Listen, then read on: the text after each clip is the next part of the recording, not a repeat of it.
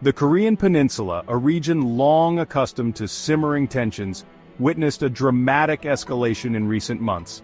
This surge in military activity was sparked by a series of large-scale joint military exercises conducted by the United States, South Korea, and Japan.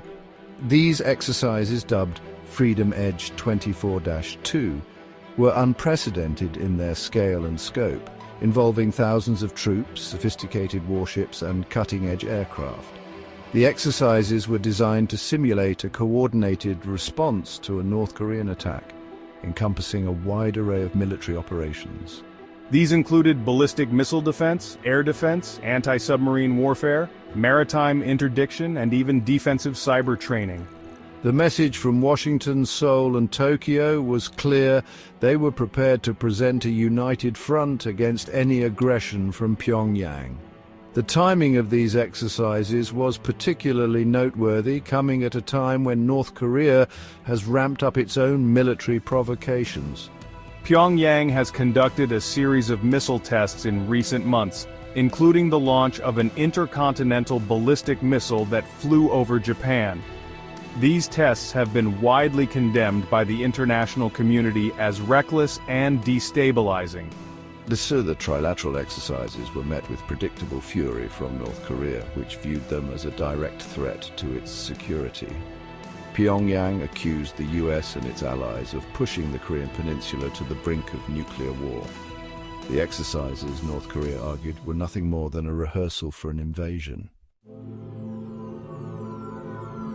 North Korea, never one to shy away from bellicose rhetoric, responded to the joint military exercises with a barrage of threats and warnings.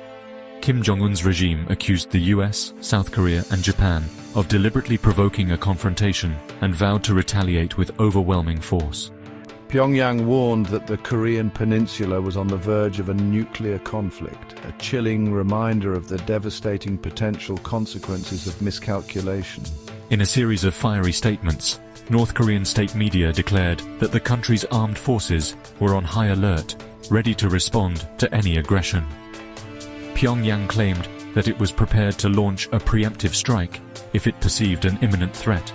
These pronouncements, while likely intended for domestic consumption and to project an image of strength, heightened anxieties in the region. Beyond the fiery rhetoric, North Korea also took concrete steps to underscore its displeasure. The regime conducted a series of short-range ballistic missile tests into the Sea of Japan, a move widely seen as a direct response to the Trilateral exercises. These tests, while not as provocative as an ICBM launch, served as a reminder of North Korea's growing missile arsenal and its willingness to use it. The international community condemned North Korea's actions, with the UN Security Council calling for Pyongyang to cease its provocations and return to the negotiating table.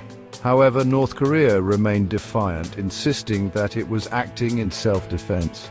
The cycle of escalation continued, raising fears of a miscalculation that could spiral into a wider conflict. In a development that further inflamed tensions on the Korean Peninsula and sent shockwaves through the international community, Washington accused North Korea of secretly supplying Russia with weapons for its ongoing war in Ukraine.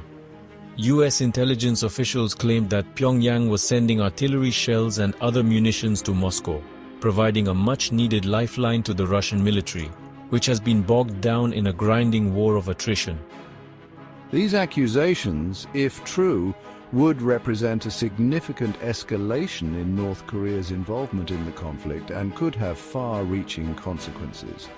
Providing military aid to Russia would put Pyongyang in direct opposition to the US and its allies, further isolating the Kim regime on the world stage. It would also raise concerns about the potential for North Korea to receive advanced military technology from Moscow in return, potentially bolstering its own capabilities.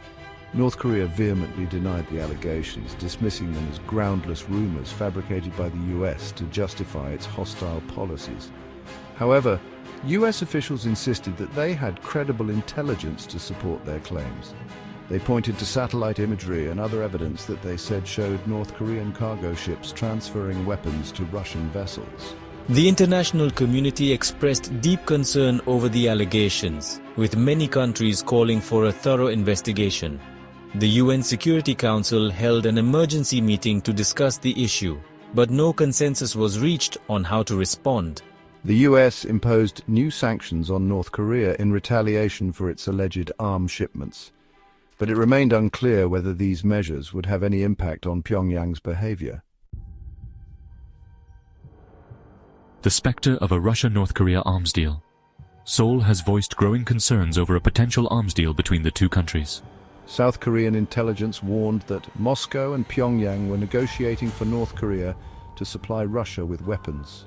North Korea could offer short and medium-range ballistic missiles, multiple rocket launchers, and anti-tank missiles. These weapons could boost the Russian military in Ukraine. For North Korea, an arms deal would provide much-needed revenue.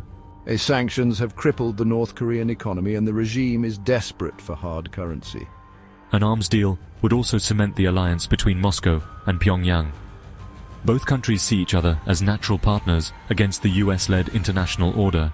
A closer military partnership would serve as a bulwark against Western aggression.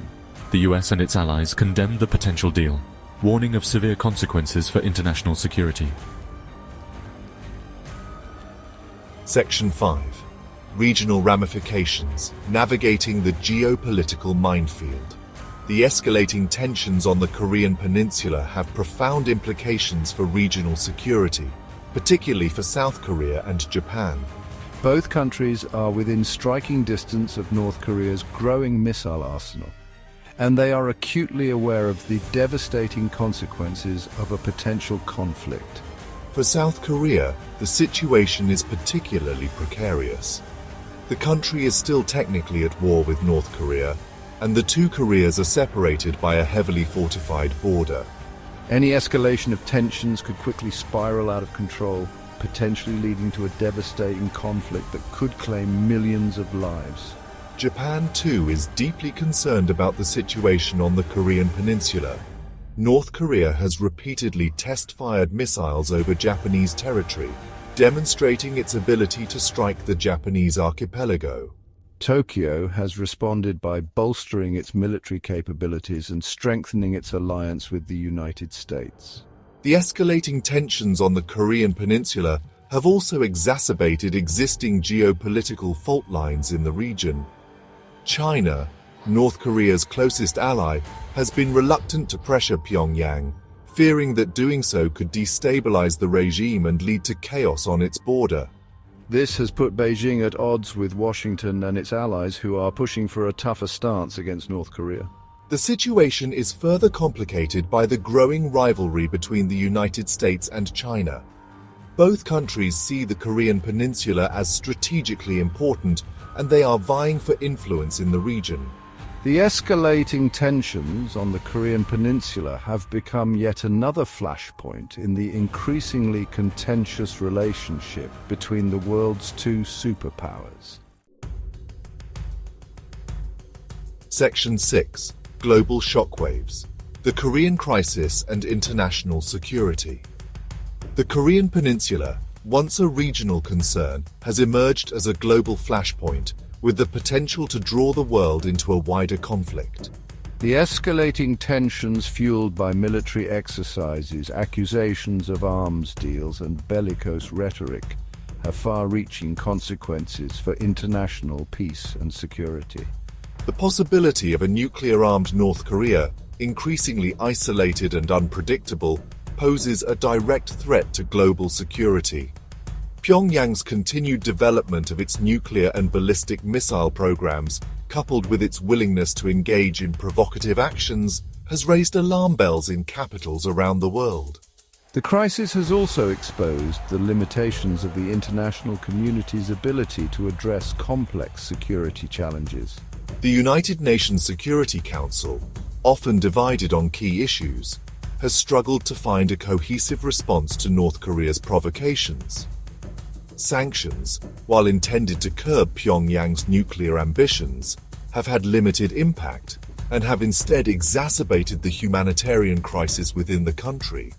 The escalating tensions on the Korean Peninsula come at a time when the world is already grappling with numerous other crises, including the ongoing war in Ukraine, the rise of China, and the increasing threat of climate change. These interconnected challenges have strained global institutions and tested the limits of international cooperation.